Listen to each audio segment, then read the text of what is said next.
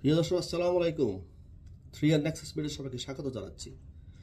আজ আমরা বাংলাদেশের রাজনীতির এমন এক চরিত্রকে নিয়ে কথা বলবো, যিনি গত 17 বছর ধরে রাজপথে এবং এসি রুমে বসে গণতন্ত্রের জন্য মায়াকান্না কেটেছেন। কিন্তু সময় যখন আসলো নিজের মেরুদণ্ড প্রমাণে, তখন তিনি দেখালেন তিনি কতটা বোনলেস বা মেরুদণ্ডহীন। আমি কথা বলছি বিএনপির বর্তমান মহাসচিব মির্জা ফখরুল ইসলাম আলমগীরকে নিয়ে।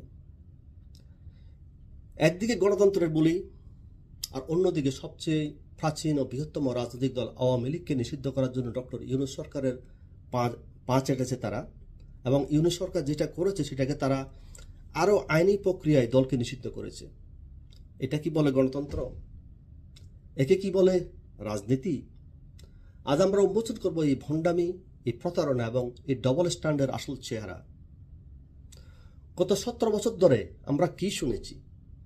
গণতন্ত্র নেই, ভোটাধিকার নেই, দলকে কাজ করতে দেওয়া হচ্ছে না। অথচ আজ যখন সুযোগ এসেছে সবার অংশগ্রহণ নিশ্চিত করার, তখন আপনারা চাইছেন আওয়ামী লীগকে নিষিদ্ধ করতে, এবং আওয়ামী লীগকে ছাড়াই আপনারা নির্বাচন করলেন এবং নির্বাচিত হয়ে আওয়ামী লীগকে নিষিদ্ধ করলেন। এ হলো আপনাদের আসল চরিত্র। গণতন্ত্রের জন্য মায়াকান্না। মির্জা ফখরুল সাহেব, আপনি কি আয়নায় নিজের চেহারা দেখেছেন? আপনি কি একজন ভণ্ড এবং বড় প্রতারক নয় কি? আপনার এই ভূমিকার জন্য আপনাকে কি আমরা ভণ্ড এবং প্রতারক বলতে পারি না? যে গণতন্ত্রের জন্য আপনারা এতকাল কাঁদলেন, আন্দোলন করলেন, সেই গণতন্ত্রের প্রথম সত্যই তো হলো রাজনৈতিক দলের সহাবস্থান। কিন্তু আপনারা যখন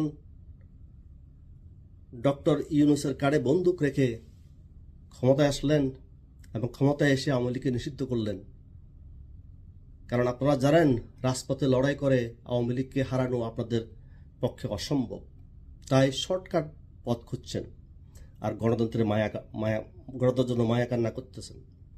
এই কাপুরুষোচিত আচরণকে কি আপনি নেতৃত্ব বলেন? আমরা তো তা বলি না। একে কি বলে মহাসচিবের দায়িত্ব? বিএনপির সবচেয়ে বড় ঐতিহাসিক অপরাধ কি জানেন? এদেশের শ্রেষ্ঠ সন্তানদের যারা হত্যা করেছে সেই রাজাকার শাসকদের বা শাবকদের হাত ধরে সংসদে নিয়ে যাওয়া। মির্জা ফখরুল সাহেব, আপনাদের দলের ইতিহাসই হলো চোট, বাটপার আর যুদ্ধ অপরাধীদেরকে পুনর্বাসন করা।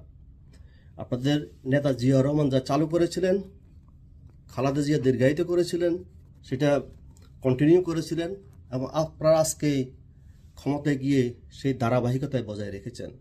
আপনারা বলেছিলেন নির্বাচনের কথা, চোর চামারি আর ভাগবাটোয়ারদের নির্বাচন না হলে আপনারা কোনোদিন ক্ষমতা যাওয়ার স্বপ্ন দেখতে পারতেন না।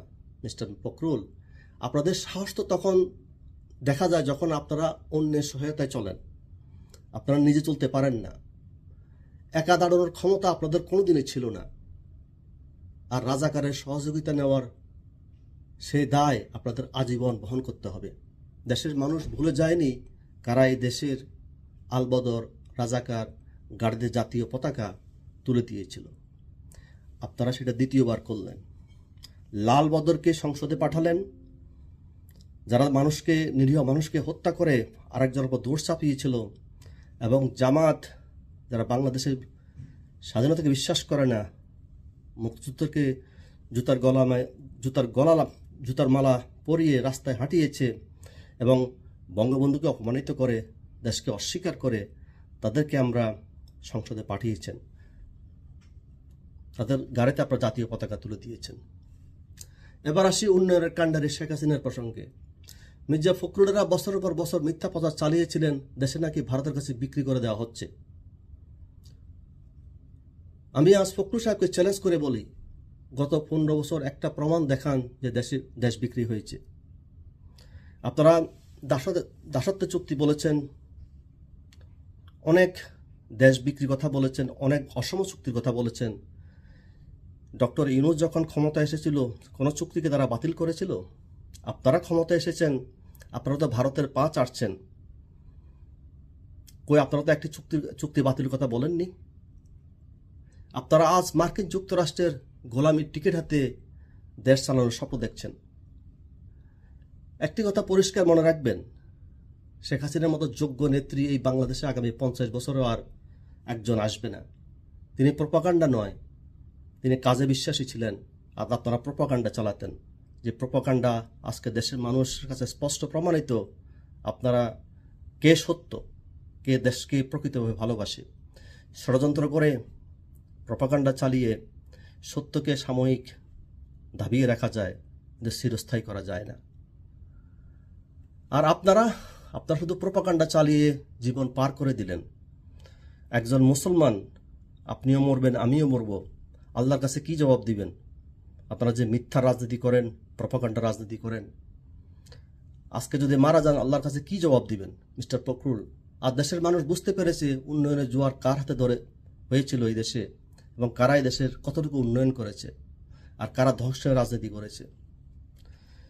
জুলাই আন্দোলনে যা ঘটেছে তা নিয়ে আজ অনেকেই বড় বড় কথা বলছে, কিন্তু সত্য খুব বেশি দিন চাপা দিয়ে রাখা যায় না। জুলাই আন্দোলনে যে সাধারণ মানুষগুলো নিহত হয়েছে তার পেছনে পুলিশের চেয়ে আন্দোলনকারীদের মধ্যে লুকিয়ে থাকা অস্ত্রধারীদের ভূমিকা ছিল সবচেয়ে বেশি, এবং সে সত্য একদিন বেরিয়ে আসবেই। আমাদের তথ্য অনুযায়ী পুলিশের হাতে যে 7.62 বোরের অস্ত্র নেই, সে অস্ত্র ব্যবহার করা হয়েছে আন্দোলনকারীদের উপর এবং তাদের ভেতর থেকেই। এই অস্ত্রগুলো কোথা থেকে এলো? কারা সাধারণ মানুষের লাশ ফেলে রাজনীতি করতে চেয়েছিল? আমি হলপ করে বলতে পারি, আওয়ামী লীগ যখন আবার এই বাংলার মাটিতে ফিরবে তখন এই সত্যগুলো দিনের আলোর মতো পরিষ্কার হয়ে যাবে। আপনারা সাধারণ মানুষের লাশটিকে সিঁড়ি বেয়ে ক্ষমতার সিঁড়িতে আহরণ করেছেন বা ক্ষমতায় গিয়ে বসেছেন, এদেশ মানুষ সেটা বুঝে ফেলেছে। আজ নাহিদ ইসলামের মতো তরুণদের নেতা মানতে আপনাদের লজ্জা হয় না?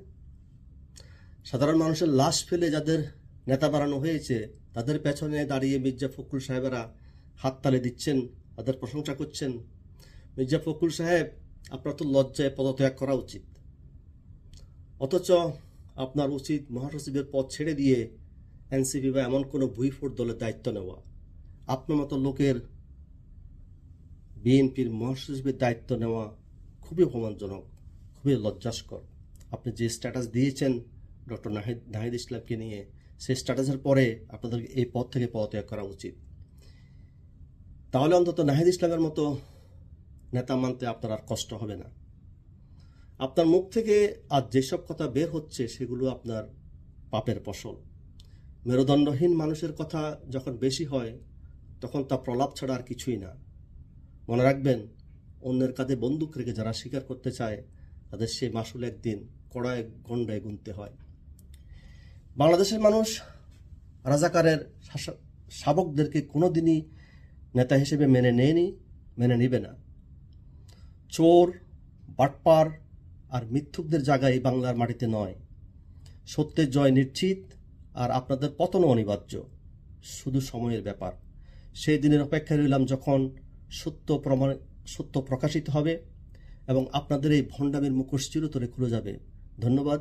আজকে এই পর্যন্তই। আবার দেখা হবে। Thanks for watching. বাই।